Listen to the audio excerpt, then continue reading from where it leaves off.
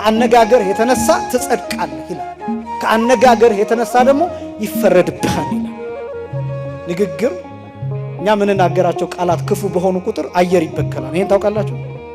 ዓለም ይበከላል ማለት ክፉ ቃል ከአንደበታችን የሚወጣው የጻብይ ነገር ማፉክሙ ይላል ነብዩ። ከአንደበታችሁ ታላቅ ነገር ክፉ ነገር አይወጣ ይላል። ክፉ ነገር ከአንደበታችን በወጣ ቁጥር ነፋሱ ይበከላል፣ ውሃው ይበከላል፣ አየራቱ ይበከላል፣ ትውልዱን ሽባ ያደርጋል። በደንብ ስሙ።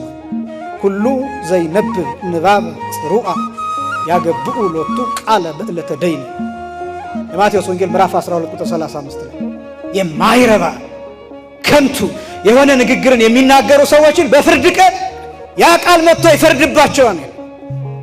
ይሄ የምንናገረው ቃል አየር ላይ የሚፈስ ህዋ ላይ የሚቀመጥ ነው። ለፍርድ ተመዞ ለምስክርነት የሚቀርብ ነው እና ትውልድ ሽባ ያደርጋል። ሽማግሌ ላይ የተናገርከው ቃል፣ ንጹሕ ላይ የተናገርከው ቃል፣ የተናገርከው ክፉ ሐሜት ያንኮርከው ማንጎራጎር፣ በጣም ንጹሕ ሰዎች ላይ የተናገርከው ክፉ ቃል አየር ላይ ተቀምጦ ዓለምን ያጨልማል፣ አእምሮ ያጠቁራል።